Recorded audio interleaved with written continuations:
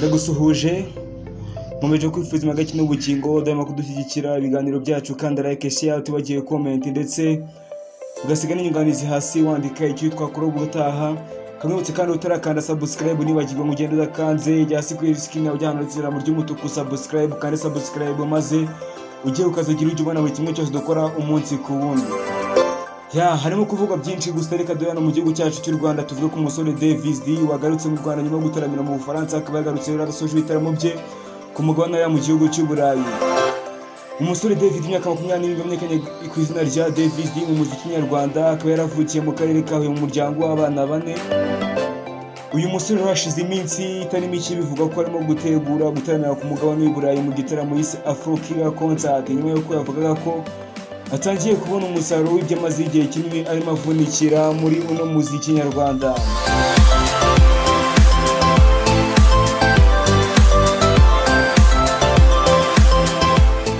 Uyu musore Davis D mu minsi ishize kandi yumvikanye abwira abanyarwanda batuye mu gihugu cy'Ububiligi ndetse n'abaturage bo mu kino gihugu ko arimo kwitegura kubataramira babwira ati mwataramiwe na benshi gusa ngo nzabaha show rwose ku buryo bizaba nk'aho ari ubwa mbere mutaramye. Umusore kandi ugezweho mu kiminsi mu gihugu cy'u Rwanda nyuma gukora indirimbo zigiye zitandukanye harimo nka Mikoro, Pose, Girlfriend ndetse n'izindi zigiye zitandukanye agenda ashaka kuvana umutima nyarwanda ku rundi rwego awugeza ku rundi rwego ku ruhando mpuzamahanga nk'uko uyu musore rwose yabyiyemeje.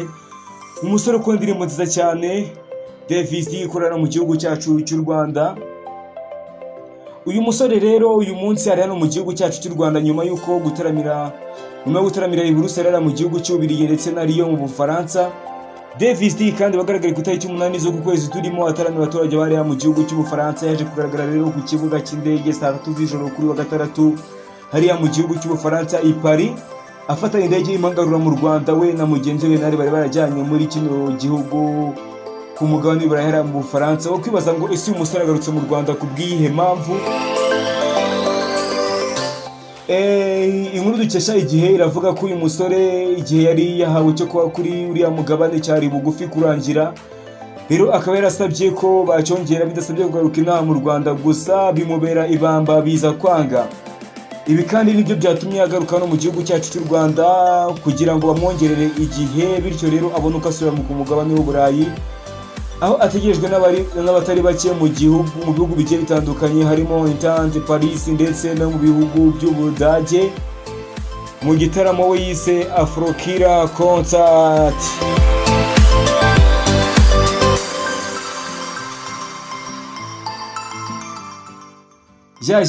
Nijoro twaba tuvuze kuri uyu musore Davis D reka tunye cyane mu buduturanye batarabakure cyane hano muri Nigeria. Tuvuge kuri Damini Ebonoluwa Ogulu uzwi nka Burna Boy mu muziki wo muri kino gihugu cya Nigeria ndetse no muri Afrika muri rusange. Ni nyuma y'icyumweru kimwe rero yizije isabukuru y'amavuko imyaka 31 yashyize hanze album ya gatandatu yise Love Damini iriho indirimbo 19. Icyo twavuga rero kuri iyo album ye yatangiye kwivugwa muri Mata 2022 ubwo yakoraga ibitaramo bizenguruka Amerika banahuriye mu ndirimbo yitwa For My Hand yamaze gusohoka mu buryo bw'amashusho. Harimo tudatinze rero reka tuve muri Afrika tunyarukire ku mugabane w'Uburayi. Umwe mu bahanzi bacuranga gitari ya solo uzwi kurusha benshi witwa Carlos Santana biravuga ko yahagaritse ibitaramo yari afite nyuma yo kugwa ku rubyiniro mu gitaramo rwagati akagwa igihumure. Oh my god.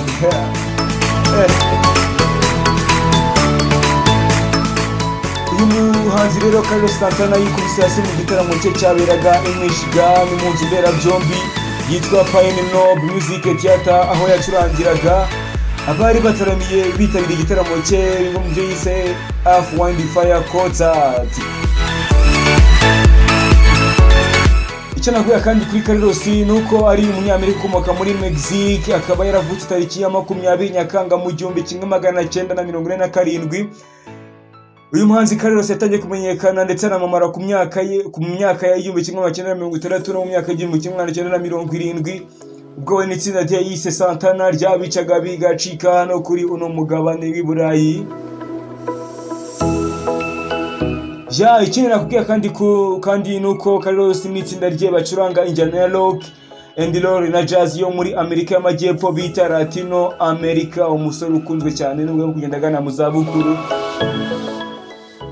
Ibitaramo bye rero bikaba bizasubukurwa igihe azaba ameze neza, gusa uyu bivuga ko zimwe mu mpamvu zatumye agwa agahera umwuka harimo ubushyuhe bukabije bwari mu cyumba aririmbiragamo.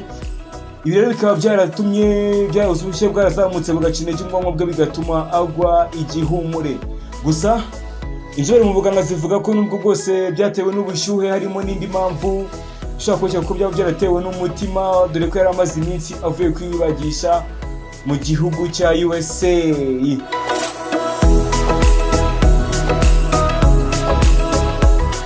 Carlos Santana rero na n'ubu ibi akaba kimeze nabi, arimo kugukiranywa n'abamanager biwe ndetse n'abaganga bamwegereye hafi.